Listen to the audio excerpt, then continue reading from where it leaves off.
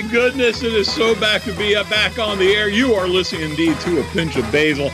I am your wonderful host, Basile.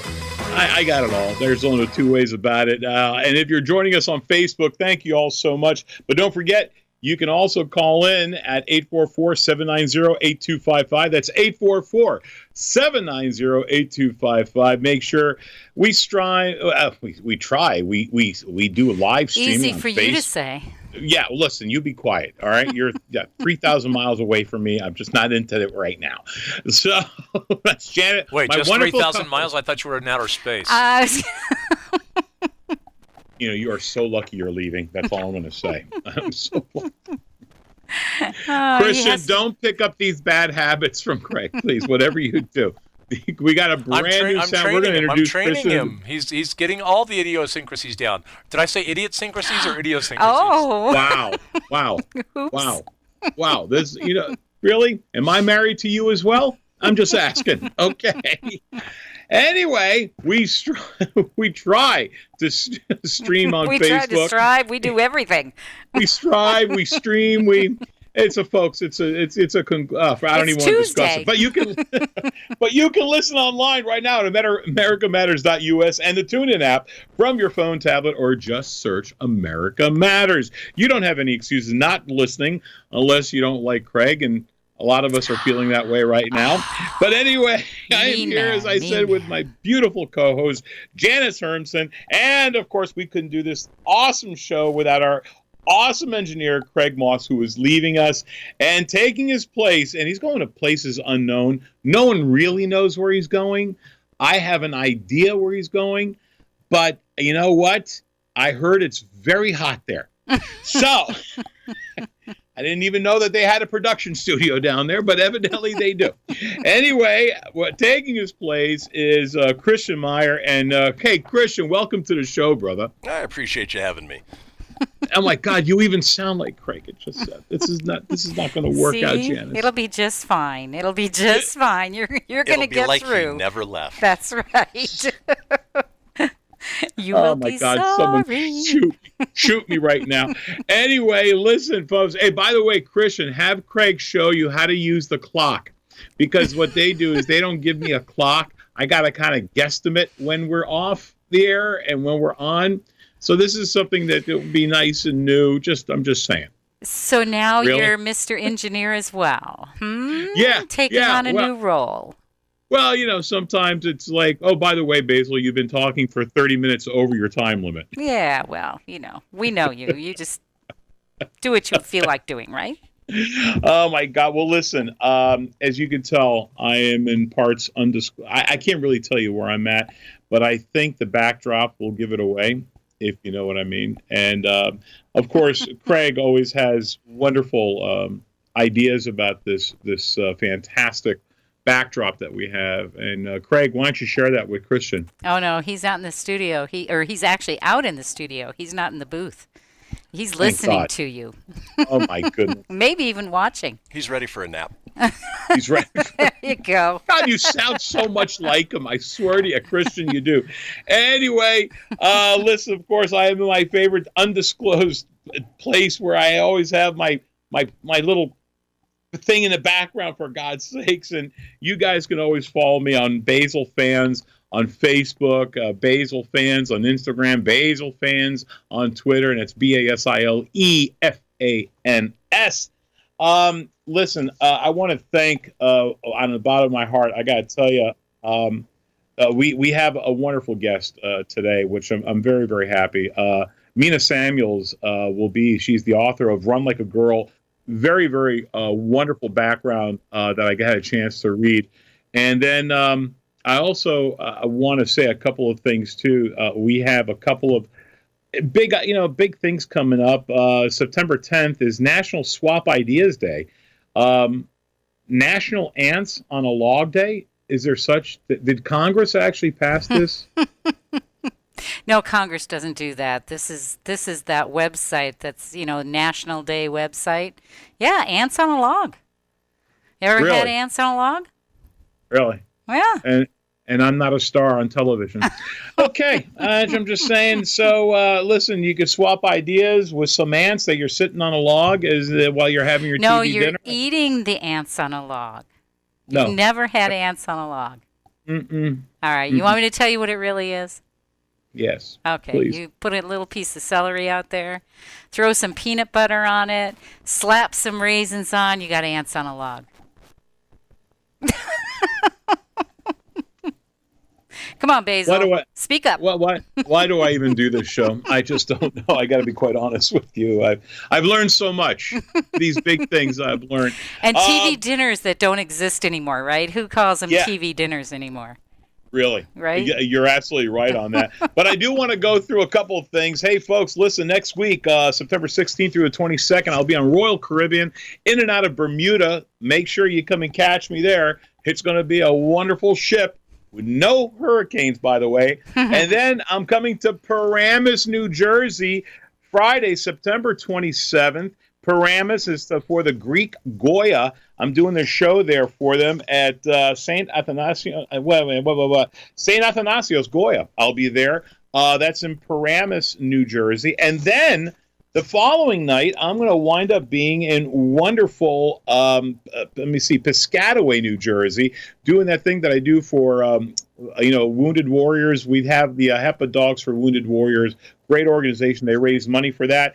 And don't forget the Basile UK tour, folks. The Basile UK tour. We'll be going to Birmingham, Bristol, Beckenham, London, Nottingham. Just go to, are you ready for this? This is really unique.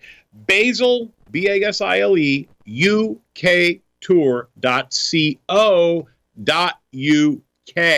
Wow. Get your tickets directly from there. It's a lot of fun. Tickets are selling crazy, I heard. So I'm very, very pleased. I want to thank you all right now. But listen, we're getting to that point where we actually got to go to our little commercial break. You are indeed listening to A Pinch of Basile, and it's always better with a little sprinkle of basil. We'll talk to you in a second. Now back to the show. Oh, we are indeed back. You're listening to Basile all around the world. That's right. We go all the way to Australia, throughout Europe, South Africa. We're all over the Central and South America, believe it or not. I just found out there are a bunch of people who are Colombian Greeks. Hola. Wow. Who knew? I'm just saying. How about that? So, we're at my show. Colombian Greeks, that's interesting. And it is interesting, and I got to be honest with you, Janice, too. I did a show last weekend, this past weekend. I was in Mobile, Alabama, and they were fantastic. And the people over in Atlanta, Georgia were fantastic. Great audiences, fantastic, loved them all. And I had so much fun, and I want to thank them for all of them. And even some of the people right now who are responding, thank you for coming on to the show. It means a lot to me. But listen, if you want to even find out more about this show, go to the TuneIn app, find America Matters, or just listen live every week at americamatters.us. If you miss any part of this show, well, what can I tell you? You'll find them under the podcast on the sites of A Pinch of Basile or on Facebook on the Basile fans page. Now, I got to be honest with you, Janice. I was very busy. It was a crazy weekend. Got very little sleep and felt like hell. But I had some opportunity to go through some of these stories. And I got to tell you, I want you to read this first one because I got some questions. Read this first story. Are we talking about the 7-year-old boy? Yeah. Yeah, this is unbelievable. Yeah, the surgeons, a 7-year-old boy had long complained of having a swollen and aching jaw. So surgeons at the Savitha Dental College and Hospital in Chennai, India, operated and found 526 teeth crammed inside his mouth. Can you believe that? Wow. That's amazing, isn't it? How many? 526 teeth That's the crammed one. in. Yeah. All right. He had a well-defined bag-like mass. First of all, the tooth fairy's going broke, okay? Because the Indian tooth fairy right now is going, there's no way I have that much coins that I can fly around with right now. Hey, where are you from, coins? These kids don't expect coins anymore. That tooth fairy's got to carry some bills. Oh my God! There is no two ways about it. And with the economy over there in India, I'm talking like you're going to get like tens of thousands of Indian dollars for one tooth. That poor tooth fairy is going to go. Oh my God! So what did they do with this kid? So somebody said. Well, let me just continue. So they extracted it from his jaw. It weighed 7 ounces and contained hundreds of miniature teeth. Once it was removed, the medical team took 5 hours to meticulously search through and count each one of them. Can you believe that? Oh, my God. They said it was reminiscent of pearls in an oyster. That's pretty incredible, don't you think? Yeah, but you can eat the oyster after. I mean, yeah. The teeth varied in size from 1 millimeter to 15 millimeters, displayed a crown covered by enamel and with a root-like structure. That's just kind of gross, you know? But what about the doctor's bill, seriously. the dentist bill? The dentist bill is going to be ridiculous. You know, yeah. Well, no, because it was just one, right? I mean, I'm going to say, hey, you only took one thing out. It might have been 500 things in there, but I didn't tell you to spend 5 hours looking. No. I'm just telling you right now, this is going to cost a lot of money. You know, I'm telling you. So I don't care what hotel they own, but I'm telling you, it's going to cost them a lot of money. The Patels are paying through the nose. That's it. Yes. Yes. No two ways about it. So let me ask this.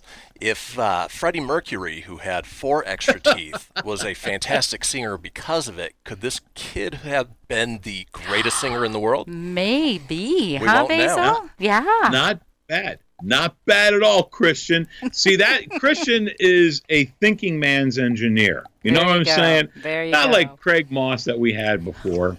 You know, he just throws his weight around, thinking everything. I like this guy. He's lying there on the chair watching the show.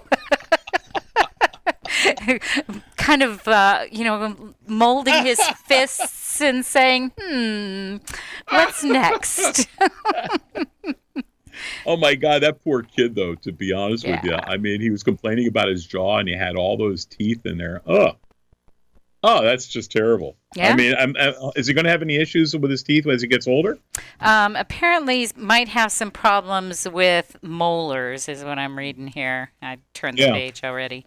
It says that there's no problem in the growth of the other teeth, but the growth of molar teeth is permanently affected, and he'll probably need some molar implants after he's 16. So that's not the worst thing that could happen if you have 564 teeth pulled, right? Yeah, I suppose so, but I'll tell you one what. is bad enough. Yeah, but I got to tell you, that really bothers. But I'll tell you what, Christian, what you said is right. I mean, listen, did you like that movie, by the way? I enjoyed it, yeah. I thought it was outstanding. I thought the actor who played Freddie Mercury was simply outstanding. He was. Yeah, Rami Malek, he was in, what's that USA show? Something with the computers. Man. Where he played, what was the name of that damn show? I don't know. It's going to bug me now, but yeah. Well, it was a good movie. Yeah, and he's going to he was always kind of a guy who was like, that's an interesting look for a cat. You know, just like something. He just didn't really fit the mold with the eyes the way they were. And all of a sudden, man, holy cow, they just got him looking like Freddie Mercury.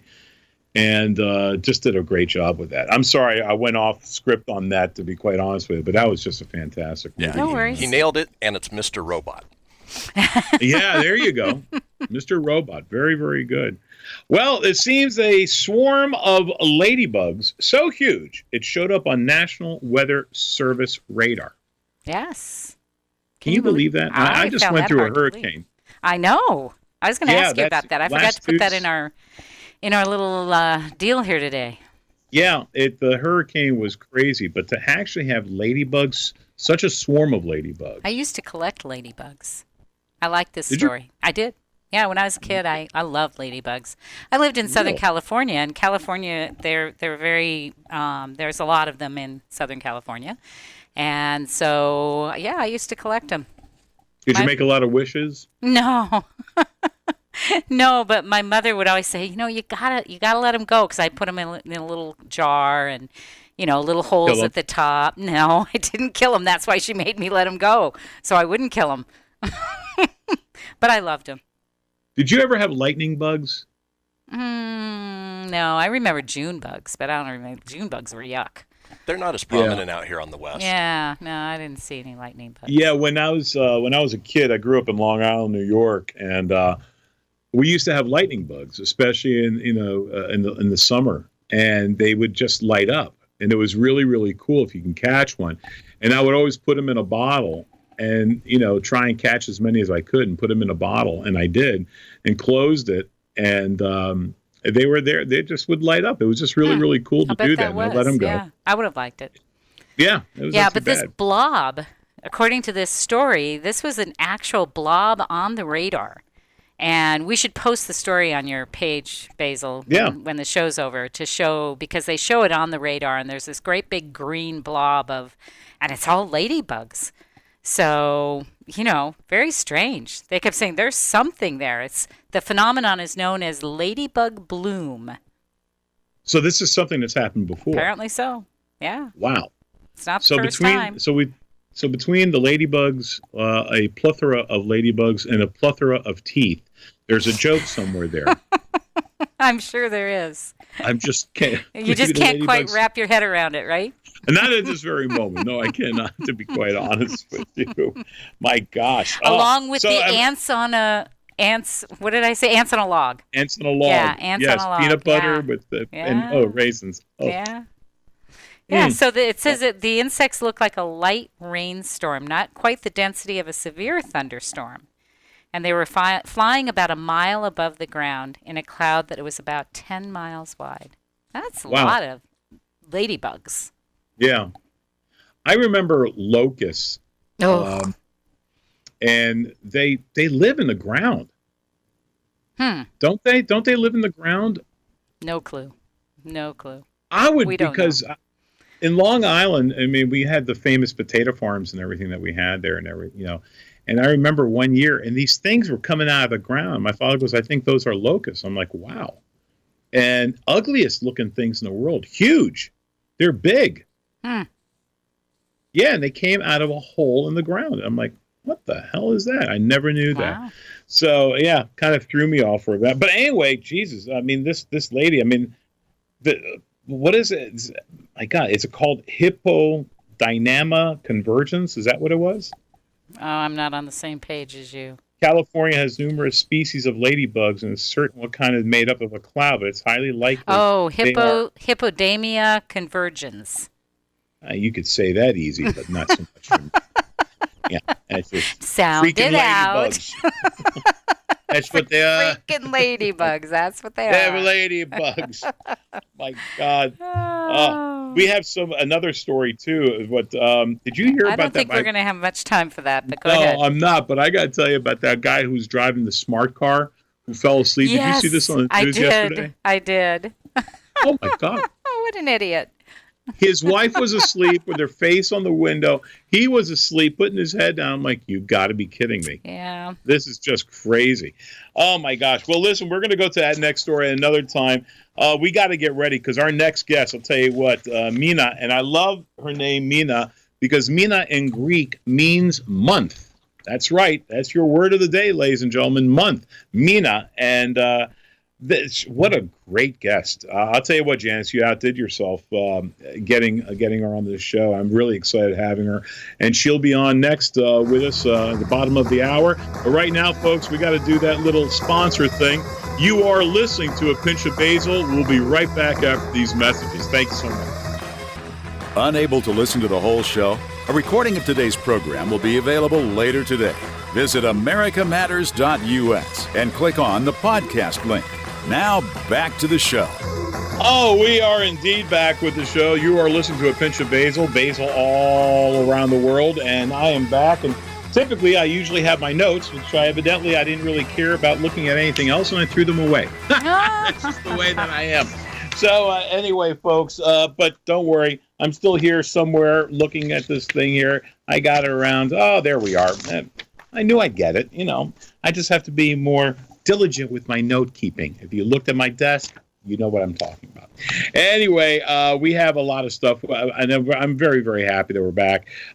This segment, to be honest with you, is the one that we usually wind up having our guest. And our guest is actually going to be slightly delayed, so we have time to discuss things. I would like to discuss, I went through a hurricane that just came, Hurricane Dorian.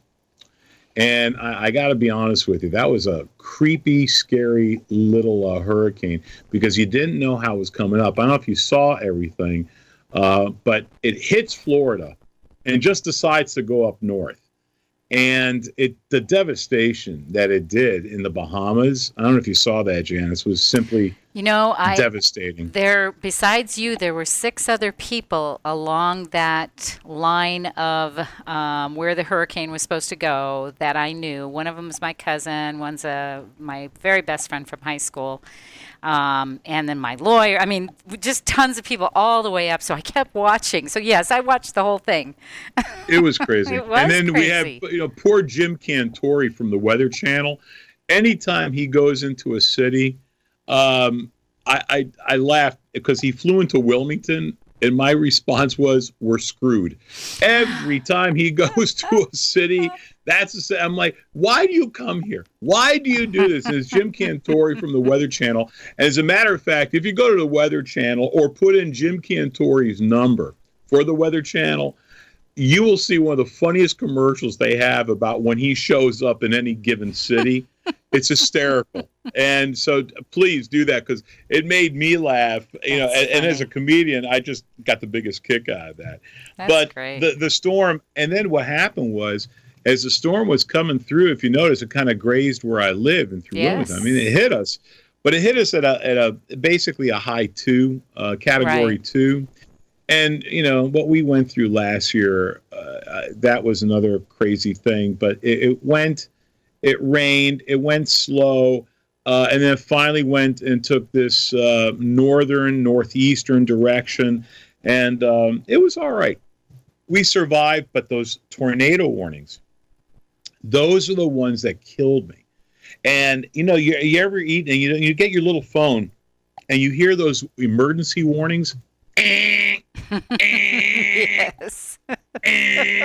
You do that really well. And you're in the dead of sleep, and you're like, what the hell is going on? And I sat there, and I'm like, holy cow, that's a little spooky. But we've had roughly, I would say, over 100 tornado cells that came through that didn't really blossom, but they were coming like right through the beach area where we have one of our homes, and then we have in our in-town house. That's where we're staying because it's all brick and everything. So we thought we were much safer there. And I'll tell you what, it was crazy. It was absolutely crazy that we were going through with all that. So you've been through a lot of these, right? Yes. And so, there's a lot of prep, and you put all this stuff up, and sometimes you need it, and sometimes you don't. I understand that. That makes sense to me. But how do you prepare yourself emotionally and your families? I mean, I heard about people having heart attacks. My friend in Florida, she's near Orlando, she said that there were people in the stores that, were like fainting and, they're just really stressed. How do you get through that without like allowing it to get to you? Because you got days and days and days of waiting. It's horrible. Well, the one thing is that we are blessed that we basically know when it's going to hit, how it's going to hit, at what speed, whatever. It's not like an earthquake that just happens instantly wherever you're at, in the West Coast. Yeah, that's different. Different. Tornado, same thing. The weather might be right for a tornado. It's possible. But in a tornado situation, you have probably about 7 minutes to 5 minutes to get down to a cellar and protect yourself. With a hurricane, we know it's coming. But the thing is, what we have to deal with, we got to deal with, no electricity in heat. And that's really, really tough because electricity usually goes out. And I always tell people, when you wind up buying a house, the first thing you want to do is find out, what grid am I on? Meaning, am I in the same grid as the hospital is on?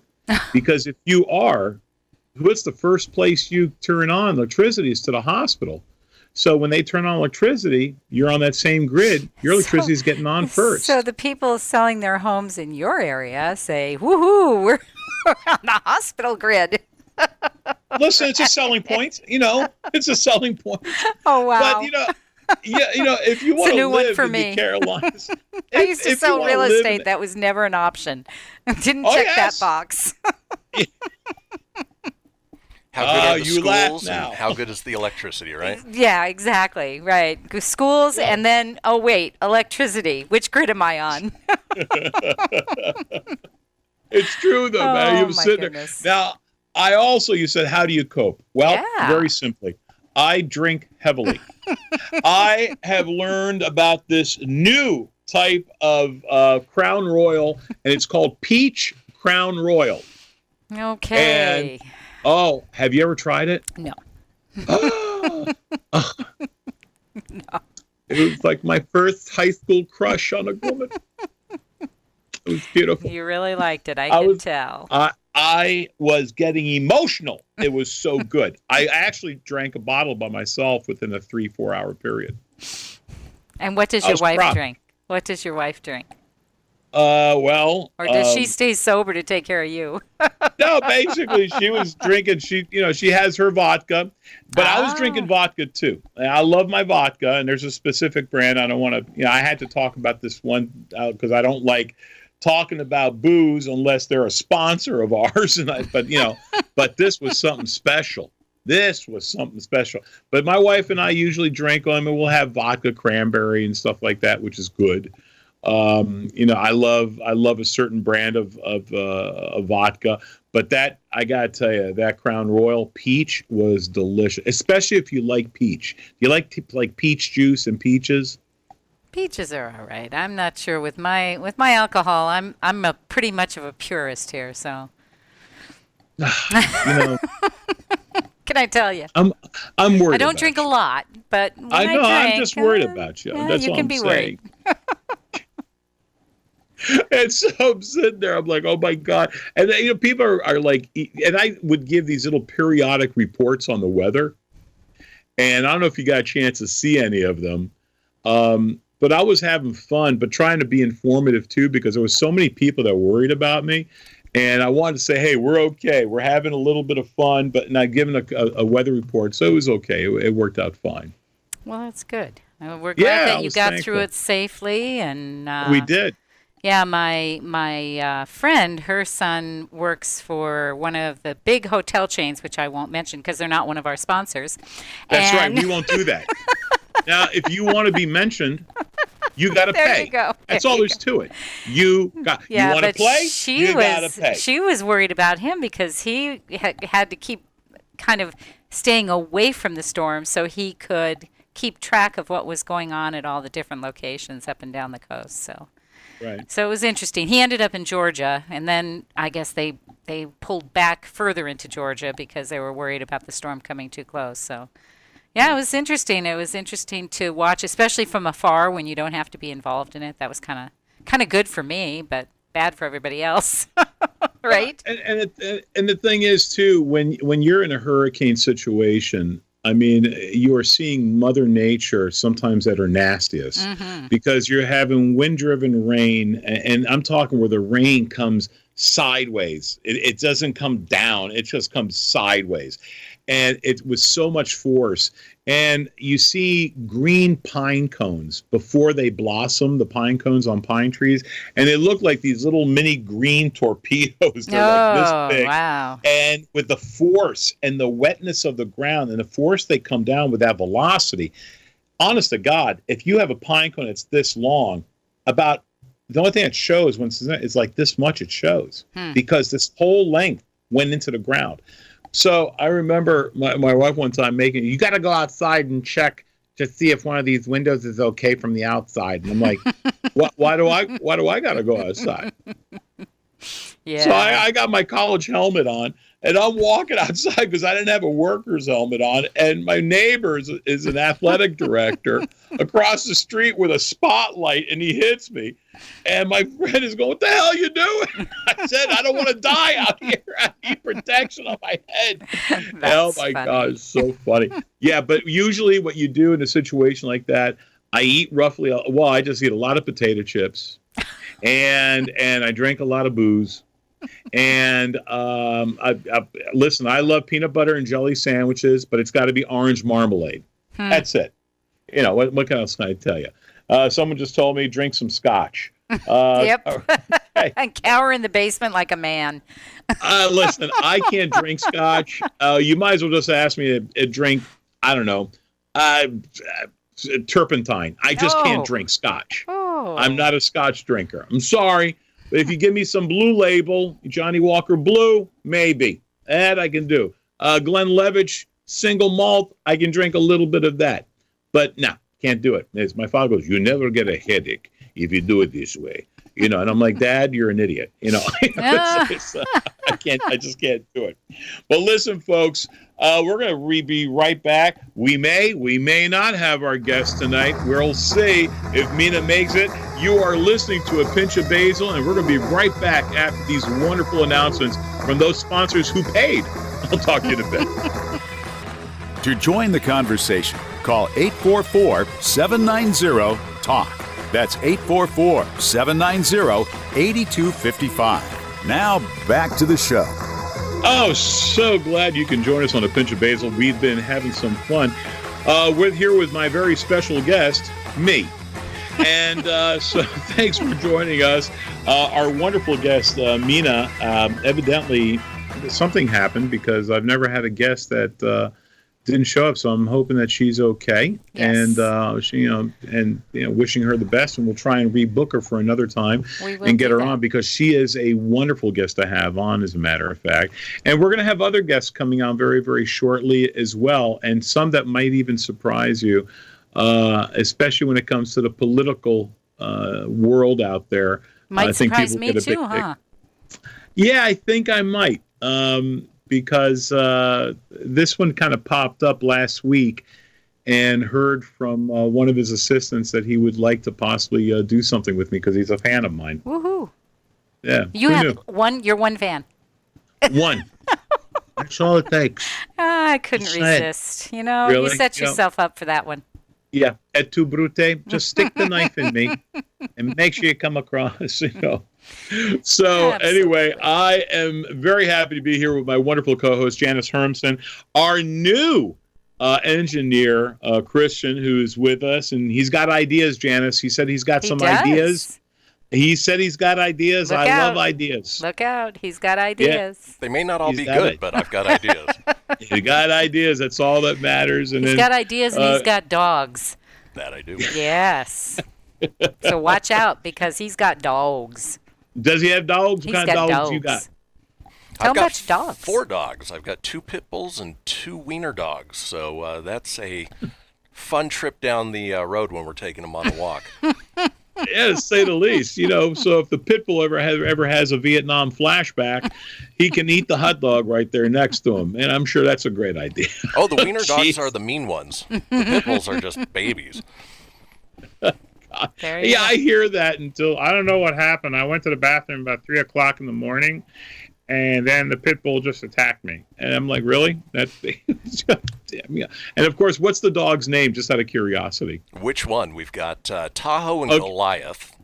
You can tell Tahoe and Goliath. Yeah, okay, they're the pit and that bulls. would be the pit bulls. Yeah. Yes. Yep. And then Marley and Tia are the tiny little wiener dogs. Aww, those are good names. Come Yeah, on. Be nice to him. We need him. How about you name your pit bulls? This is Marley and Tia. There you go. Walking around, woof, I say, woof. Yes. I actually love pit bulls. They're actually, they seem like a tremendous dog. How long have you had the pit bulls? Oh, wait. Ted has a question. Sorry, Ted? didn't mean to interrupt. No, not at all. Okay. Yes, he's got a serious topic. He said he's got a serious topic. So go ahead, Ted, and go ahead and answer Basile's question. How long have you had your dogs? Yeah, while so he asks this question. Tahoe, the other T1, we've had about 4 years, and we actually started a dog rescue nonprofit because of him. Oh. And then Goliath we got within the last 6 months or so from rescue. He was going to be euthanized. Oh. Oh, wow. Yeah, Oh, good for you that you did that. Yeah, that's I appreciate awesome. that. Can I ask you a question? How long do the dogs usually in that breed? How long do they usually last or live for? The bigger dogs, on the upper end, you'll see 11 to 12 years. Right. For the little ones, both of our little ones are 14, 15 years old, and they're old and in that get off my lawn stage of their life. So. Do they tell you, hey, listen, I want to be on this side of the lawn, leave me alone, just don't talk to me, let me be, where's my kibbles and bits, and that's all I want, where do I poop? That pretty much sums it up, yep. Okay, and I'm sure the two they're not, what are they, pit bulls, you said? Pit bulls, yep. Different breed. Different breed. How are they behave with the little dogs? They do well with them? They do great. Yeah, the little dogs are like mother figures to them, so they nurse them and treat them well. Nice. Oh, good. That's cool. All right. What is that? What is that? I haven't gotten that question? That serious question has not come through yet. I'm waiting. A mother and father in their 20s lost custody of a 7-year-old son by refusing to allow chemotherapy treatments to be Seymour. Okay. Wow, this is a very serious question. Let me read it. A mother and father in their 20s lost custody of their 7-year-old son by refusing to allow chemotherapy treatments to battle acute blastoma. The success rate of this treatment is close to 98%. Do you think parents have the right to do this in such an extreme situation? Wow, that's a tough question. Wow. What? Normally, I would say, I can answer. I would normally say that the parent has the right. That would be my normal answer. When I read that, though, it feels wrong. Do you know what I mean? It feels wrong to say that. But if it were something experimental, but I did a fundraiser years ago for a kid named Yano, and he had blastoma as well, and he survived. And yeah, but the thing is, if the parents have a strong belief system and it prohibits them from doing that kind of treatment, I don't know. I think that you have to give the parent the right. And so these kids, but then again, then the child dies because the parent either doesn't understand. I know. I agree with you. I'm just looking at it factually. I'm not looking at it emotionally what I would do, right? Right. Wow, but you know what? That's tough. If the parents sometimes, and I'm not saying the parents are wrong, but in my situation, the way I would deal with it, because I want to see that child survive and have a long, great life. Well, to be quite honest with you, I would rather see the child given a chance and give the child. I hate giving up a child to the authorities to go ahead and do this. I hate that. But I care about the kid. To me, it's all about the youth. It's always been about the youth. Take care of them the best we can and exhaust every possible measure you can to allow that child to survive. And I vote the way I feel about something. If people ask me, why do you do this? Because that's what I would do. Why did you vote that way for this? Because that's what I would do. And in that situation... Yeah, but we need more facts. Ted, we really need more facts. We do, but given this here, and he said the important thing was there's a 98% survival chance that this kid would make it. Yeah, but there's a reason that parents do something like that or say something like that. I'd like to know what those parents said. But if we were to take it just on that. Yeah, just purely on that, yeah, I think, give the child a chance. Absolutely. A chance, absolutely. Yeah. Absolutely. Ted, that might not be the answer that that you wanted to hear. But to be honest with you, that's just in my opinion. If given, like Janice said, she's absolutely right. I'm sure there's other extenuating circumstances But in this case, it's always about the kid. How can I would give up my life for my kids. Every parent that I know would give up their life for their kids. Now, do I want to kill them half the time? Yes. And once I find that place to bury them, trust me, it's on. But the thing is, in this situation, given just with the description, that's a tough question. And I'm sure there are, like you said, Janice, you're right. There's the other extenuating circumstances. But I got to tell you, man, I always go with the kid to protect the child and in that situation. Just given what we were reading. Right. Just given those facts, yeah. I would go along with that, but I don't know. Normally I would agree with you. Being a parent, I'm going to tell you, my children, especially, if they were young, they're my charge. Yeah. Don't tell me what to do. So, yeah, no. There's got to be a reason. You're right. That's all I'm saying. There's got to be a reason, I think. Yeah. Oh, they had wait a minute. They had no religious objections. They wanted to use CBD oils, improved diet, and hypnotherapy. They didn't believe in the chemo treatments. Well, as their only objections. Well, I don't know. That's a toughie. Yeah, because sometimes when religion gets involved. But that's sort of like a religion. Sort of is. A lot of people that are spiritual that don't have a religious type of bent, but they are spiritual, that's what they believe in. Hypnotherapy, diet, pure natural type things. And, the CBD oils, hearing good things about them for some people. So what can you say? But at the same time, they're not a cure-all. Good. No, they're not. No. And they cure different things. That's what's really weird.